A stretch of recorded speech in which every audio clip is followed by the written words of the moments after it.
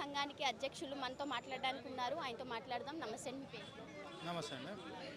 అయితే ఇప్పుడు చూసుకున్నట్లయితే జూబ్లీహిల్స్ ఎలక్షన్స్ అయితే వస్తున్నాయి. అయితే ఈ జూబ్లీహిల్స్ ఎలక్షన్స్లో ప్రతి పార్టీ చూసుకున్నట్లయితే తమ తమ హామీలను నెరవేరుస్తామని చెప్పేసి, అభివృద్ధి చేస్తామని చెప్పేసి అయితే ఉంటున్నారు. అంటే అదంతా నిజమే అంటారా? ఏమవుతుంది అసలు ఎన్నికల తర్వాత? అభివృద్ధి హామీలేమో పక్క పెడతా కానీ మాకంటూ మాల సామాజిక వర్గానికి ఒక బాధ ఉన్నది.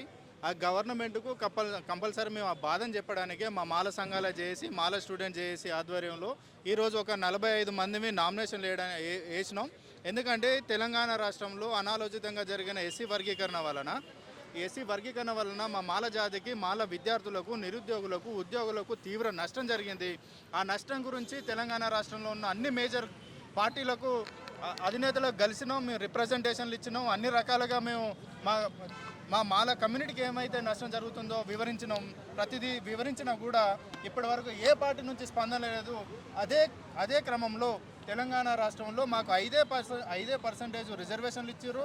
దాంతోపాటుగా రోస్టర్ పాయింట్లలో 22, 41 అంటే మాకు ఇప్పటివరకు 20 లోపు రోస్టర్ పాయింట్ లేకపోవడం వల్ల అడ్మిషన్లలో కానీ, ఉద్యోగాలలో కానీ, రిక్రూట్మెంట్లలో కానీ, ప్రమోషన్లలో కానీ మా మాల సామాజిక వర్గానికి చెందిన ఉద్యోగులకు, నిరుద్యోగులకు, విద్యార్థులకు తీవ్ర నష్టం జరిగిందని కాంగ్రెస్ పార్టీ ముఖ్యమంత్రికి కానీ, మహేష్ కుమార్ గౌడ్ కానీ, కాంగ్రెస్ పార్టీలో ఉన్న ప్రతి ఒక్క మినిస్టర్కు మేము కలిసి రిప్రజెంటేషన్ ఇచ్చినాం. తెలంగాణ రాష్ట్రంలో ఉన్న ప్రధాన పార్టీలన్నిటికీ రిప్రజెంటేషన్ ఇచ్చినా కూడా దానిపైన ఎటువంటి స్పందన లేకపోవడం వల్ల ఈరోజు జూబ్లీహిల్స్ ఎలక్షన్లు మాకు అవకాశంగా భావించి తెలంగాణ రాష్ట్రంలో ఉన్న ప్రధాన పార్టీల అభ్యర్థుల ఓటమికి మేము ఖచ్చితంగా ప్రయత్నం చేస్తూ ఉన్నాం. అందుకే తోడ్పడుతూ ఉన్నాం. ఎందుకంటే మాల సామాజిక వర్గం యొక్క తీవ్రత, వ్యతిరేకత ఎంతవరకు ఉన్నదనేది ఈ తెలంగాణ రాష్ట్రంలో ఉన్న మేజర్ ప్రధాన పార్టీలన్నిటికీ తెలియజేయాల్సిన అవసరం మా మీద ఉన్నది.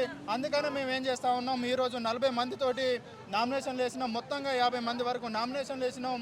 రేపు రాబోయే జూబ్లీహిల్స్లో కూడా ఖచ్చితంగా మేము ప్రచారం చేస్తాం. ప్రచారంతో పాటుగా ఈ మేజర్గా కాంగ్రెస్ పార్టీ యొక్క అభ్యర్థి ఓటమికి మేము కంకణబద్దులుగా పనిచేస్తాం. ప్రతి వాడ 7 డివిజన్లలో మాకంటూ ఒక ప్రణాళిక ఉన్నది. ఇది ఒకటే కాదు, రాబోయే రోజులలో కూడా లోకల్ బాడీ ఎలక్షన్లలో కూడా కాంగ్రెస్ పార్టీ పతనానికి మేము నాంది పలుకుతామని చెప్పి హెచ్చరిస్తూ ఉన్నాం. అయితే చూసుకున్నట్లయితే ఇప్పుడు ప్రతి పార్టీ కూడా బీసీ 42% రిజర్వేషన్స్ కోసం ప్రతి పార్టీ కూడా పోరాడుతున్నారు. ప్రతి పార్టీ కూడా గళమెత్తి చెప్తున్నారు బీసీలకి ఖచ్చితంగా రిజర్వేషన్ కావాలని చెప్పేసి. అంటే మిగతా క్యాస్ట్లని పట్టించుకోవట్లేదంటారా? ఏంటి అసలు ప్రభుత్వం? అట్లా అదని కాదు కానీ అందరు శాఖాహారులైనా మరి రొయ్యల మూట ఏడమాయమైంది. బీజేపీ 42% ఇస్తూ ఉంటుంది, కాంగ్రెస్ 42% ఇస్తుంది, బీఆర్ఎస్ 42%కి సపోర్ట్ చేసే సిపిఐ, సిపిఎం అన్నీ సపోర్ట్ చేసినాక మరి ఎవరు ఇవ్వాలి 42% అని ఎవరు ఇవ్వాలి? ఇప్పటివరకు ఎవరు? అందుకే ఏమంటున్నా, తెలంగాణలో కాంగ్రెస్ ప్రభుత్వం ఎస్సీ రిజర్వేషన్లలో ఫెయిల్ అయింది, బీసీ రిజర్వేషన్లలో ఫెయిల్ అయింది, విద్యార్థులకు ఉద్యోగ అవకాశాలు కల్పించడంలో ఫెయిల్ అయింది. ఇప్పటివరకు అకాడమిక్ ఇయర్ స్టార్ట్ అయ్యి ఇన్ని రోజులైనా కూడా ఒక స్కాలర్షిప్ లేదు, ఒక ఫీజు రియంబర్స్మెంట్ రిలీజ్ కాలేదు. మొన్న జరిగిన అడ్మిషన్లలో కూడా విద్యార్థులకు అడ్మిషన్లలో జాయిన్ కావాలంటే ముందస్తుగా విద్యార్థి నుంచి ట్యూషన్ ఫీజు కట్టించుకున్న తర్వాత అడ్మిషన్లను కన్ఫర్మ్ చేసే దారిద్ర్యం ఈ తెలంగాణ రాష్ట్రంలో దాపురించింది కాంగ్రెస్ ప్రభుత్వం వల్ల. అంటే తెలంగాణ రాష్ట్రంలో కాంగ్రెస్ ప్రభుత్వం వచ్చిన తర్వాత ఏ సామాజిక వర్గానికి కూడా, ఓన్లీ ఒక రెడ్డి సామాజిక వర్గానికి, రేవంత్ రెడ్డి యొక్క కుటుంబానికి మాత్రమే న్యాయం జరిగింది తప్ప మిగతా బడుగు బలహీన వర్గాలకు కానీ, ఎస్సీ ఎస్టీ బీసీలకు ఎవరికి కూడా న్యాయం జరగలేదని మేము చెప్తా ఉన్నాం. మాందాల భాస్కర్ గారు మనతో పాటు ఉన్నారు. ఆయనతో మాట్లాడదాం. అసలు జూబ్లీహిల్స్ ఎన్నికలు వస్తున్నాయి కాబట్టి ఏంటి పరిస్థితి ఎలా ఉంది అనేది మాట్లాడదాం. నమస్తే అండి. నమస్తే మేడం. అయితే చూసుకున్నట్లయితే జూబ్లీహిల్స్ నియోజకవర్గంలో ఎలక్షన్స్ వస్తున్నాయి. సో 3 పార్టీలు కూడా ఎంతో ప్రతిష్టాత్మకంగా తీసుకున్నాయి. అదేవిధంగా బీసీ రిజర్వేషన్ 42% కావాలని ప్రతి పార్టీ కూడా చెప్తున్నారు, ఆందోళన కూడా చేస్తున్నారు. అది ఎందుకు రావట్లేదు? ఇప్పుడు పాలక వర్గాలకి చిత్తశుద్ధి లేదు. 42% రిజర్వేషన్ బీసీలకు ఇస్తామన్నప్పుడు అది 9th షెడ్యూల్ని మార్చకుండా జరగదు.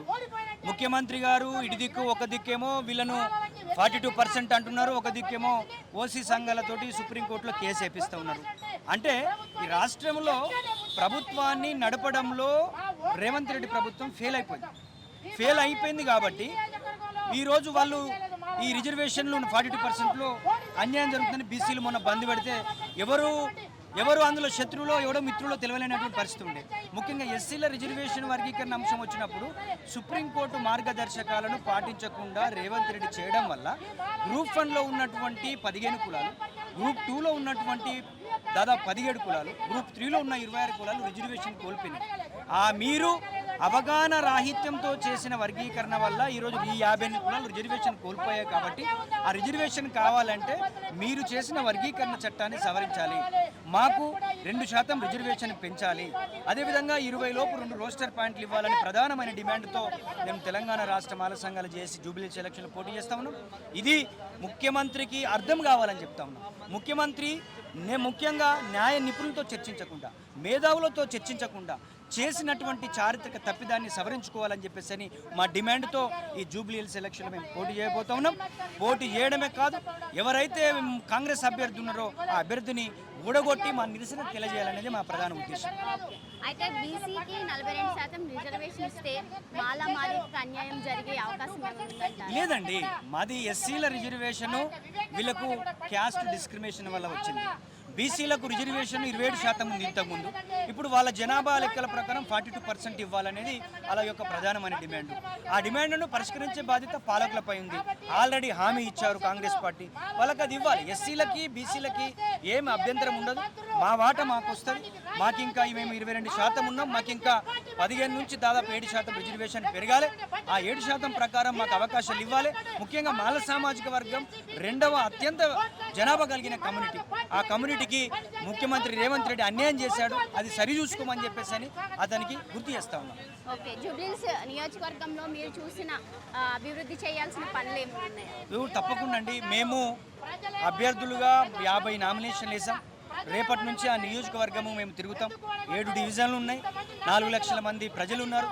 వాళ్ళ యొక్క అభివృద్ధి కార్యక్రమాలు ఏంటి, ఏ విధంగా వాళ్ళ అభివృద్ధిని కాంక్షించే విధంగా ప్రణాళిక తయారు చేసే విధంగా మేము అడిగి వెళ్ళబోతా ఉన్నాం. ముఖ్యంగా ఈ 20 నెలల్లో కాంగ్రెస్ పార్టీ రేవంత్ రెడ్డి ప్రభుత్వం ఫెయిల్ అయిపోయింది కాబట్టి వాళ్ళు ఆ ప్రజలను కూడా చైతన్యం చేసి ప్రజా వ్యతిరేక విధానాలు అవలంబిస్తున్నటువంటి రేవంత్ రెడ్డి అభ్యర్థిని ఓడగొట్టాలని కూడా చెప్పడం జరుగుతాం.